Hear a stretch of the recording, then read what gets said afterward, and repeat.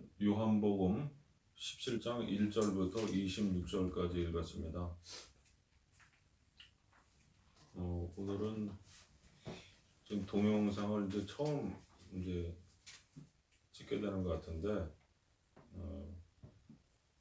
동영상을 이제 처음 찍는 거니 많지. 여태까지 우리가 이제 말씀을 나눴던 그런 부분들 조금 다르게, 나중에 중간서부터 이제 조금 나도 모르게 또 하나님께서 이끄시는 대로 이제 진행이 되겠지만요. 그래서 오늘은 복음의 좀 기본적인 거를 한번 언급을 하면서 이제 진행을 할까 합니다. 그래서 이제 우리가 요한복음 17장을 먼저 읽은 이유는 우리가 복음을 듣는 목적이 무엇인가? 복음을 듣는 목적이, 이 복음의 목적이라는 것은 하나님께서 이 땅에 이제 아담을 처음에 창조하셨잖아요, 창세기에. 근데 하나님께서 창세기에 창세기 한번 찾아볼까요? 아담의 독초하는 것이 좋지 못하다는 말씀을 하셨거든요. 한번 찾아보겠습니다.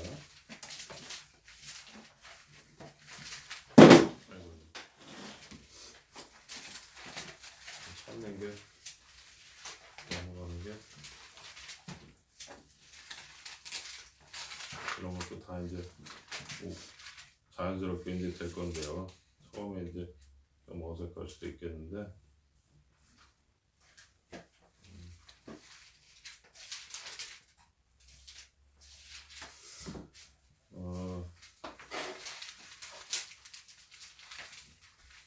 창세기 2장 18절을 한번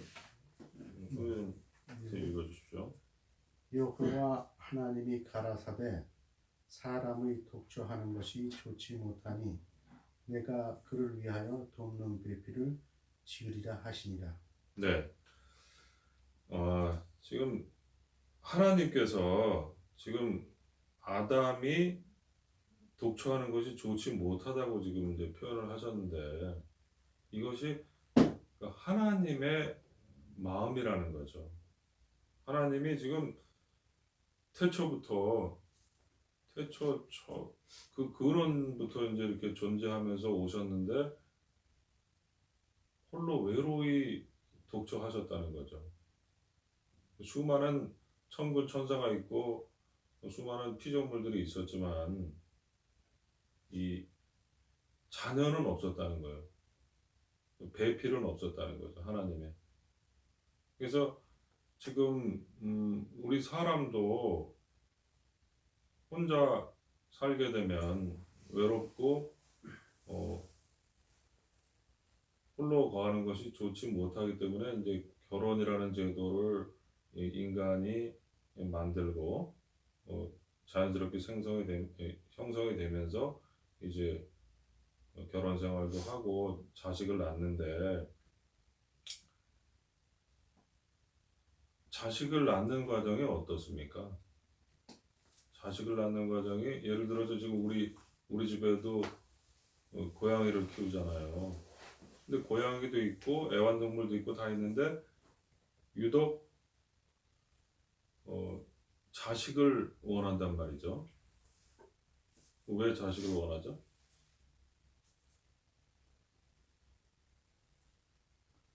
독차하는 것이 좋지 못해. 그러니까 독초하는 것이 좋지 못한데,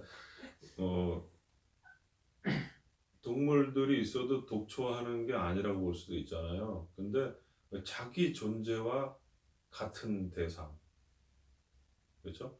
자식은 그 동등한 그 인격, 그 동등한 그 사랑을 주고받을 수 있는 대상, 그런 특별한 대상을 원했기 때문에 이제 독초하는 거에서 벗어날 수 있는 거거든요. 근데 이제 동물이라든지 일본 같은 경우는 그 애완 로봇가 또 있다네요. 요즘에는 그래가지고 그 로봇가 뭐 학습을 하고 뭐를 하고 해가지고 점점 자라서 그 지혜와 지식도 점점 자라가지고 뭐 그 일반 애완동물과 버금가게 이렇게 그 외로움을 달래주는 그런 것도 있대요. 그런 이제 대체되는 것들도 많이 나오긴 하는데 그래도 자식만은 못하다는 거죠. 근데 자식을 낳는 그 형성 과정이 어떠냐 이거죠. 이 자식이라는 거는 이 한번 봅시다. 이 이제 전에도 얘기했는데 그 결혼을 남자 관점에서 보면 결혼을 하면 이제 여자와 이제 결혼을 하잖아요.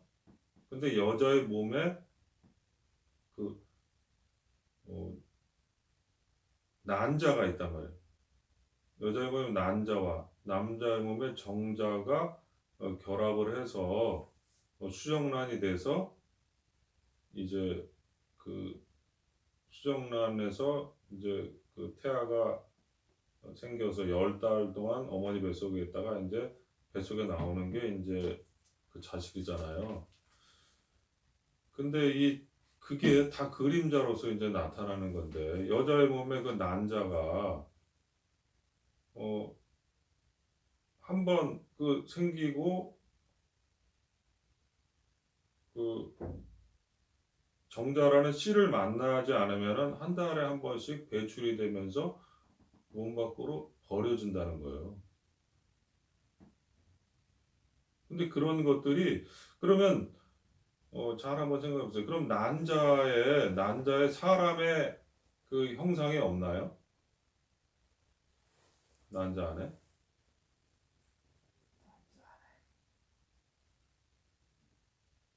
잘 모르시죠? 예. 어. 근데 지금 체세포로 그 복제하는 것도 있어요. 그 황우석 박사가 그 둘리 그 양을 복제하는 게 이제 체세포 복제거든요. 그런 식으로 정자가 없이도 복제가 가능한 기술이 지금 돼 있어요. 그런 것들이 이제 다 그리고 그 성경적으로도 증명이 되는 게 그러니까 난자로서 사람이 된 사례가 어떤 경우가 있어요? 예수님. 예수님이 있잖아요. 그죠? 그러니까 난자로서도 이 사람의 그 형상을 가지고 있단 말이에요. 난자 안에. 그게 다 영적으로 다 의미가 있고 섭리가 있는 거예요. 그러면은 그 내 안에 누가 있다는 얘기예요. 애초에. 성령이 오기 전에도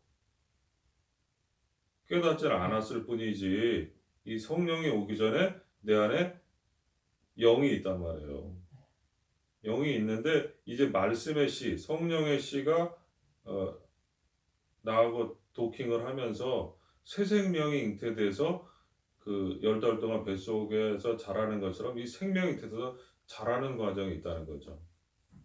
근데 이 생명의 씨를 받기 전에도 이 아버지께로부터 온 자가 있는 거예요. 아버지께로부터 온 자가. 그게 다 지금 이 성경에 이제 있어요. 근데 이 예수님이 그것을 증명을 해주신 거고, 요한복음 한번 찾아보겠습니다. 요한복음 16장에 한번 찾아보겠습니다.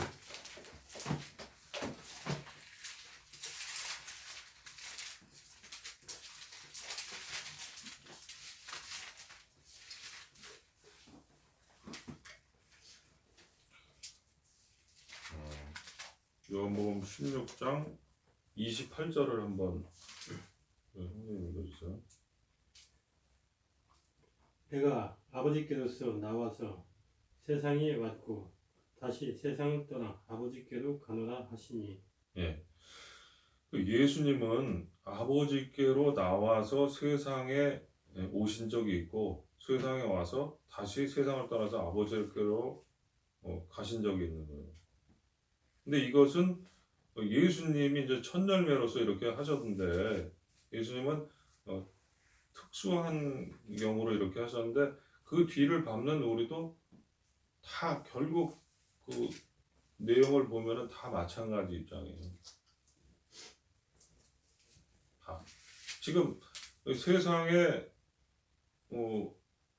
아버지께로 떠나서 세상에 온 적이 있는 거예요. 우리도 온 적이 있다가 또 아버지께로 가는 것이 이 세상에서는 어떻습니까? 이 세상에서는 슬퍼한다는 거죠. 그것도 한번 찾아보겠습니다.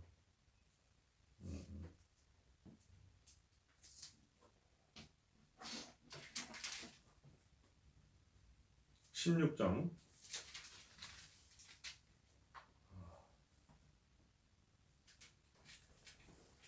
5절부터 7절까지 한번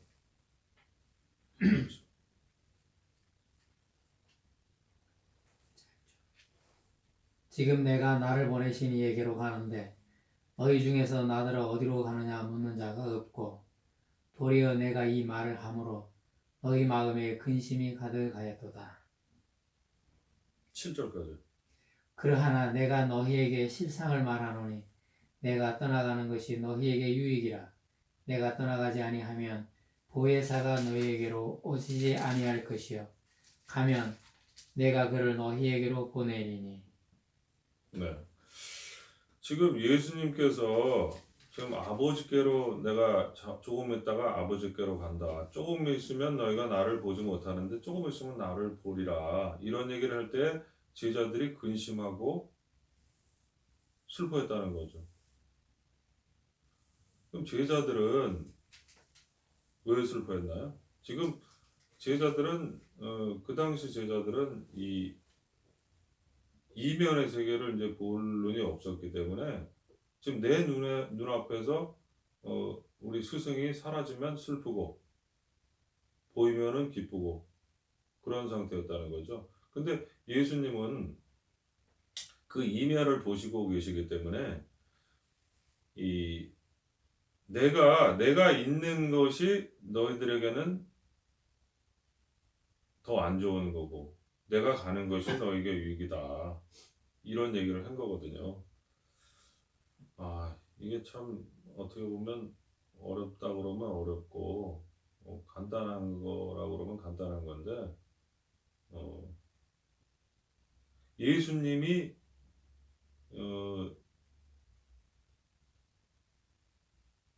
우리에게 유익이 되는 존재인가요? 황당한 질문이 될 수도 있겠는데. 유익이 되는 거죠. 네? 네. 예수님이 유익이 되는 존재인가요? 그러니까 예수님이라는 그 지칭이 어떤 거냐라고 정확히 이제 했을 때 이런 질문에 주고받음이 문답이 이제 정상적으로 진행이 될 수가 있겠는데 우리가 일반적으로 말하는 예수님, 일반 교회나 그 믿는 사람들이 말하는 예수님은 실제 우리에게 유익이 된다고 생각을 하는데 사실은 유익이 안 될 가능성이 많고 한번 제가 저기 말씀으로 한번 진짜 그런가 안 그런가 한번 이 동영상을 보시는 분도 한번 말씀이 그런가 안 그런가를 한번 상고를 해보시면 좋을 것 같아요. 이 12장 요한복음 12장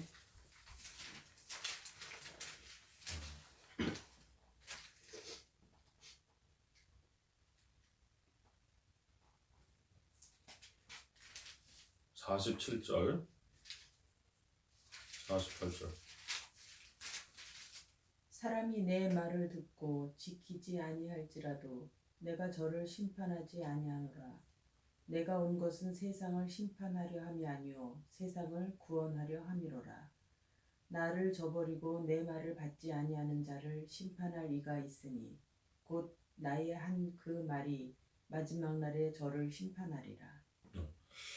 이게 말이 조금 어떻게 일반적으로 보기에 좀 이해하기가 쉬운 구절인가요? 어려운 구절인가요?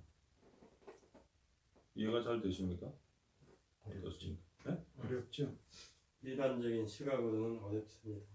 어렵습니까? 예. 자, 왜 그런가 한번 보자.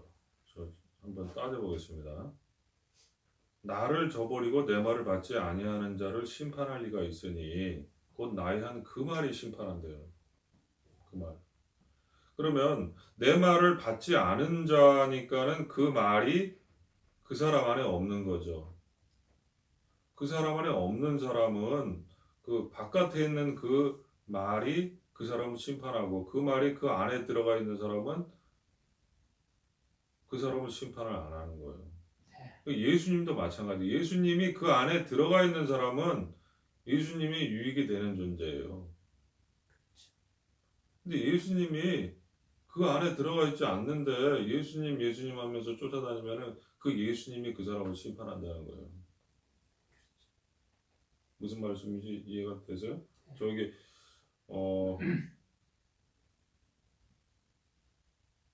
도마복음 검증할 수 있나요? 도마복음 여기 이런 것도 다 보이겠네. 아니 제가 이렇게 하는 거 70절 한번 찾아보세요. 70절 기억에 70절 한번 찾아서 누가 읽어주세요.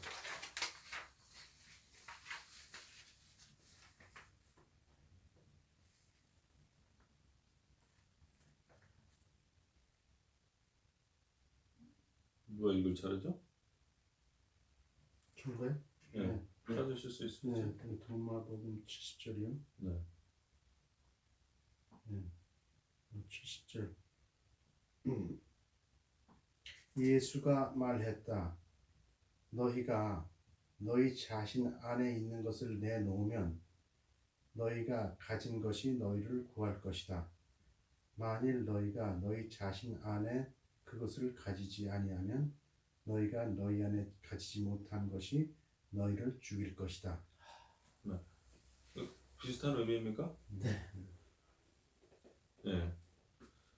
그러니까 예수님이 예수 영접하는 자 요한복음 1장 12절인가요? 영접하는 자 곧 그 이름을 믿는 자들에게는 하나님의 자녀가 되는 권세를 주시리니 그랬거든요. 그러면 영접을 해서 하나님의 자녀가 된 자는 영접을 했기 때문에 이제 하나님의 자녀가 됐어요. 예수 그리스도가 그 안에 거하신다는 거죠. 그러면 예수 그리스도가 거하는데 누가 누구를 심판해요? 근데 영접을 안 한 자는 그냥 예수님 믿습니다 하면서 쫓아다니는 사람들은 결국 그 말이 그 예수님의 말이 예수님은 천지는 없어지겠으나 내 말은 없어지지 아니하리라. 1.1획도 땅에 떨어지지 아니하고 다 이룬다고 그랬잖아요. 모든 말씀이 한 절도 남김없이 다 내 마음에서 한 절이라도 이런 구절은 나하고 안 맞는데 이런 구절은 미심쩍은데 이러면은 그 말이 그 사람을 심판한다는 거죠. 한 절도 자유함에서 벗어나면 안 되죠. 우리가 누누이 말씀 시간에 얘기를 했지만은 한 절로 모든 것이 끝난다는 거죠. 한 절로 모든 말씀에서 자유를 누릴 수가 있는 거거든요. 자유가 온 사람은 한 절로. 네. 그 레위기 같은 경우는요, 그 율법이 율법적이잖아요. 레위기에 무엇을 하지 마라, 무엇을 하지 마라 쭉 나오잖아요. 그 중에서 이 짐승과 교합하지 말라 이런 말씀도 있어요. 남자끼리 교합하지 말라는 말씀도 다 돌로 쳐 죽이는 일들이거든요. 근데 요즘에는 이제 그런 것들이 이제 성경에서 마음이 멀어지니까 그런 일들을 막 합법적으로 막 법제화하려는 움직임도 있고 막 이러는 건데, 그것은 너무 성경과는 거리가 먼 그런 일들이거든요. 근데 이 짐승과 교합하지 말라는 의미가 무슨 얘기냐 하면, 이 아까 난자와 정자 이야기 했잖아요. 근데 난자의 특성은, 이게 참 본의 아니게 성교육 같은 비슷한 게 되는데 이건 뭐 이해를 좀 하십시오. 이 정자가 난자를 한 마리가 들어가면 막이 쌓여요. 막이 쌓여가지고 그 다음 정자는 침투를 못해요. 막이 쌓였기 때문에. 근데 지금 아담이 범죄했다는 것은 아까 창세기에 찾았던 그 독초하는 것이 좋지 못하다 해가지고 이 배필을 이제 아담에게 이제 만들어 줘서 아담과 하와가 이제 에덴 동산에서 살다가 이 먹지 말라고 한 선악과를 먹음으로 해서 이 뭐라 그랬습니까?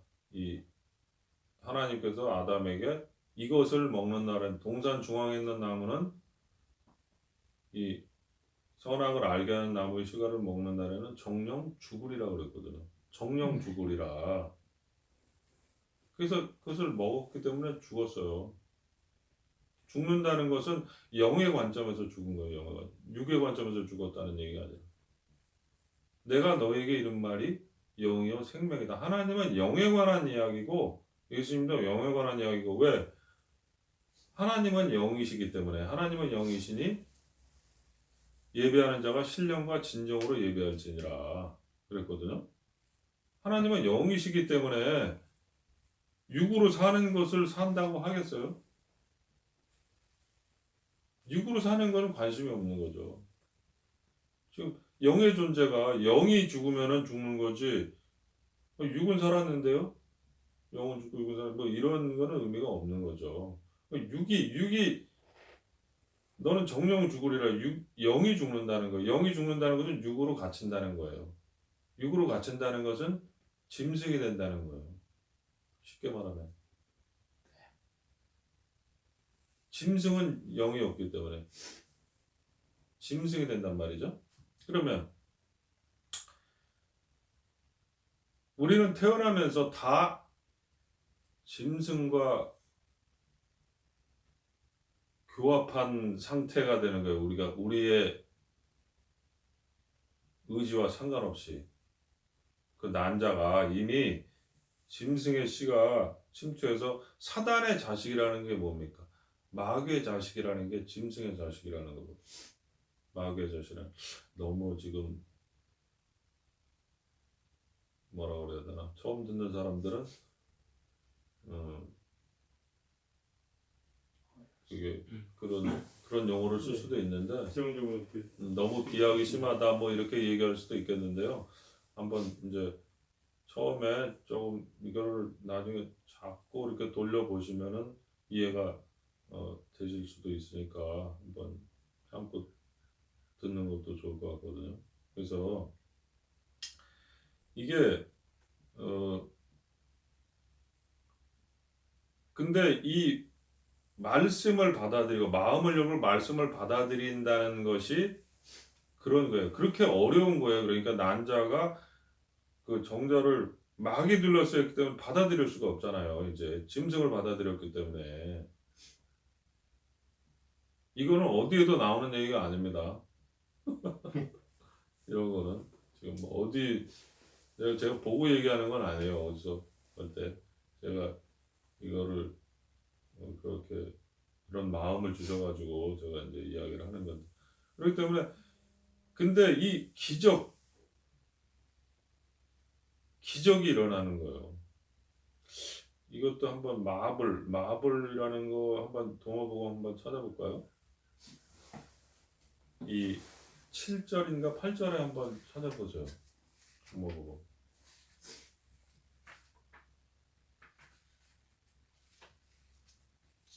7절이요. 7절 7절에 기적 중에 기적이다 이런 얘기. 기적 중에 기적이다. 예수님을 들고 사자가 나오는 그 그런 얘기는 없습니까? 그러면은 저기 한번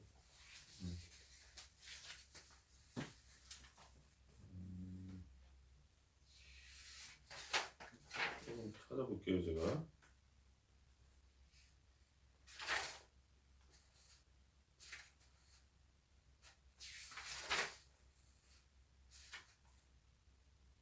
마블을 한번 그러면 검색을 한번 해보실래요? 누가 마블.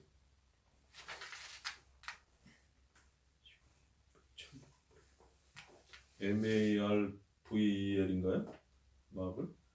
네, 근데 여기 검색 기능을 모르겠어요. 형제님 가지고 계세요? 네, 검색 기능.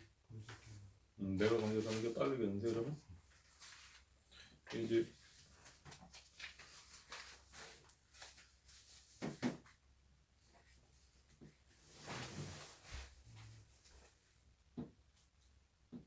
이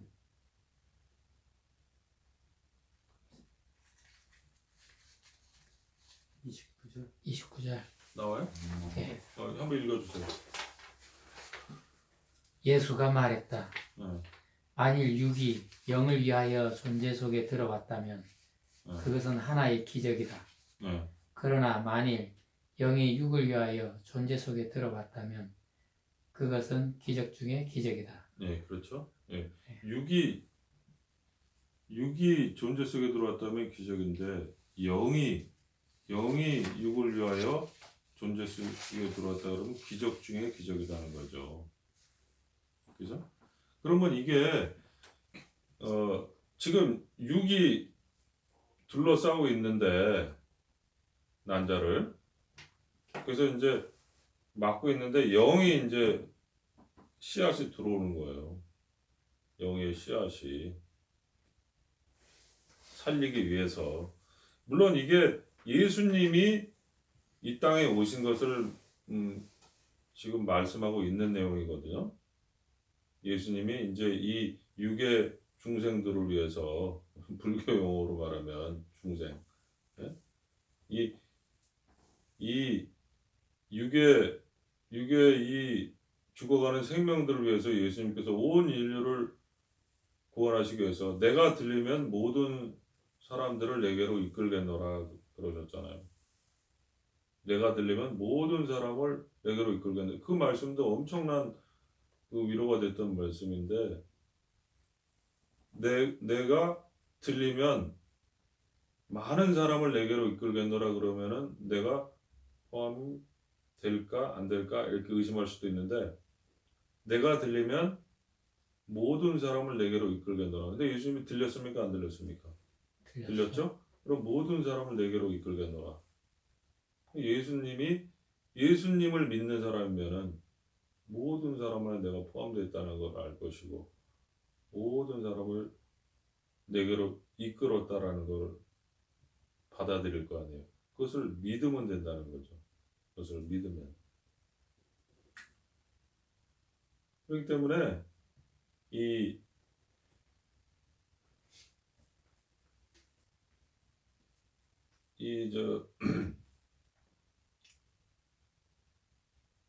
짐승의 그 생명, 짐승의 생명으로 이제 꽉 차 있는 그 상태에서 하나님의 말씀을 받아들임으로 말미암아 이제 이 난자로서의 생명이 끝나는 게 아니고 한 달에 그냥 한번 이제 버려지는 생명. 우리가 예수님을 안 받아들이고 일평생을 살다가 죽으면은 버려지는 생명이에요. 그 비유로 말하면 버려지는 생명이잖아요. 근데 이 생명씨를 받아들이면서 사람이 된단 말이에요. 난자가 사람이 돼요. 사람.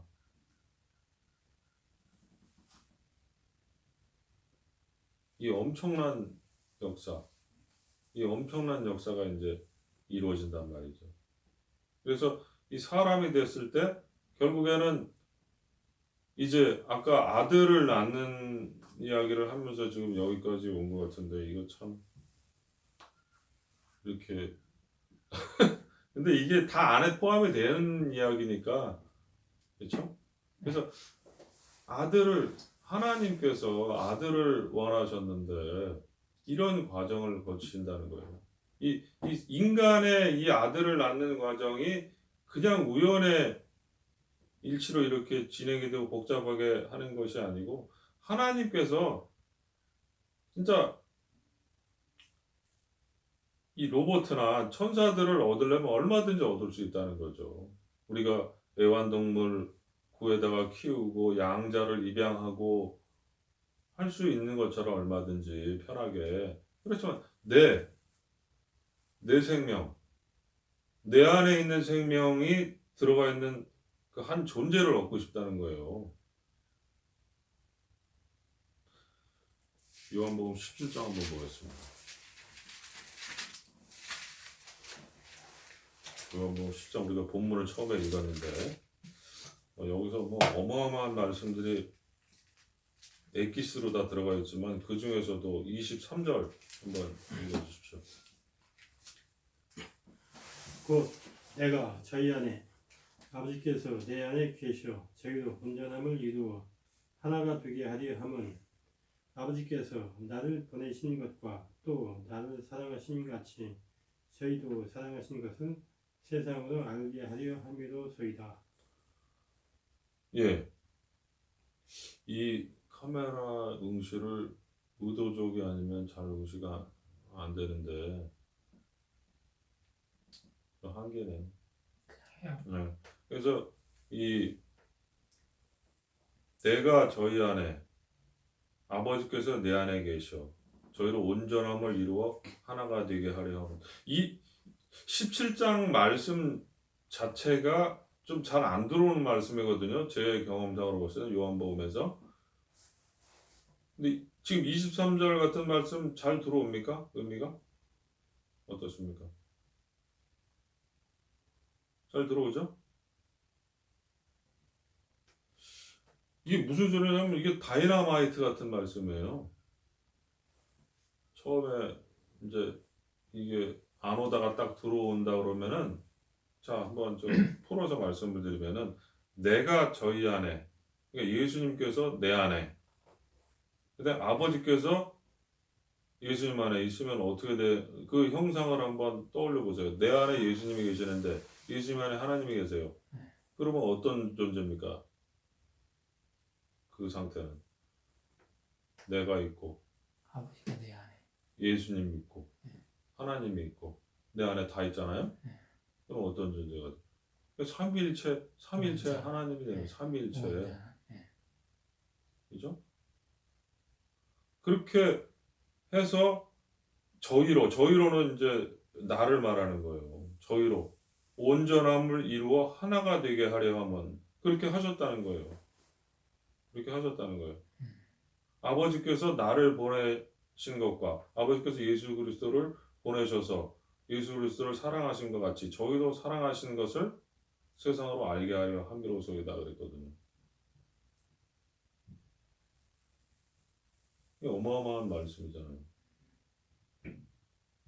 이것을 깨닫는다 그러면은 17장 23절의 이야기를 하시기 위해서 이 어려운 그 과정을 거쳐서 지금 레위기 아까 말씀 이제 하려고 그러다가 지금 계속 못하고 있는데 레위기에 그런 계명들이 쭉 있잖아요.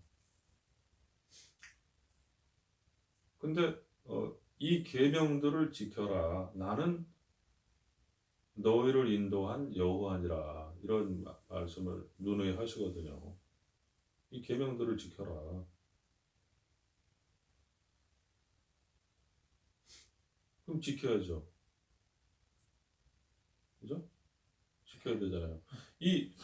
우리가 얼마 전 예배 시간에 누가복음 10장에 대해서 이제 우리가 이야기를 나누는 게 기억이 나는데 누가복음 10장의 이야기가 뭐냐 하면은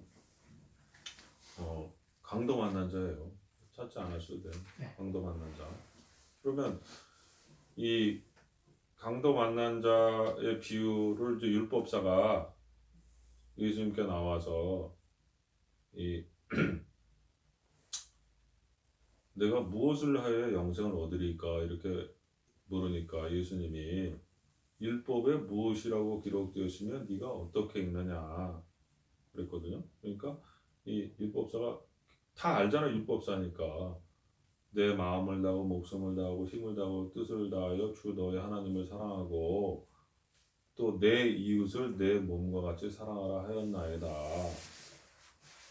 이렇게 이제 되어 있다라고 이야기를 하니까 내 대답이 옳도다.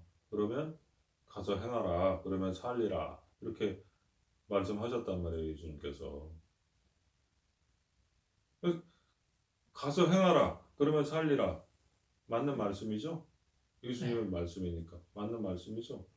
그래서 가서 행하라. 그러면 살리라. 거기에 어떤 의미가 있는지 그 레위기에 다 나온단 말이죠. 어떻게 나옵니까? 가서 행해서 다 사는 방법이 있고 안 되는 사람은 어떻게 해야 돼요? 죽어요. 네? 돌아서 죽여야지. 죽어야 돼요?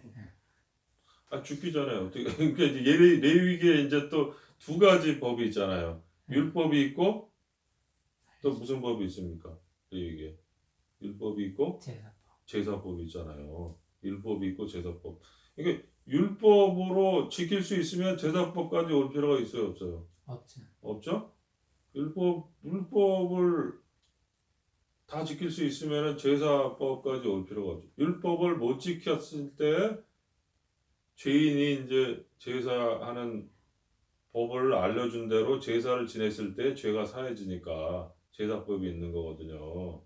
그래서 이 제사법이 이 번제, 소제, 화목제, 속제제, 속건제 이 5개의 그 제사법이 있는데 이 제사법에 준해서 지금 이거 우리가 이제 이거 화면을 찍느라고 지금 이제 가장 기본적인 얘기를 하니까 지금 이제 우리 저기 형제자매들은 저 감안하고 들으세요. 그래서 이 제사법을 통해서 이제 근데 누구나 다 이 율법으로는 내가 의롭다함을 얻지 못하겠다라고 깨달았을 때 이제 내가 이 제사법을 가지고 오는데 다 지킬 수 있으면은 지키면 되지 제사법 들고 올 필요 없잖아요. 율법사는 근데 어떤 마음이에요? 지키려고. 네, 제사법까지 지금 이게 넘어오질 않잖아요. 지금 가서 행하라 그러면 살리라. 그러니까 내 이웃이 누구니까 이렇게 물어보잖아요. 내 이웃을 내 몸같이 사랑하라 하니까 내 이웃이 누군 알려주면은 지키겠다는 의미가 숨어 있는 거 아니에요. 그렇지. 그죠?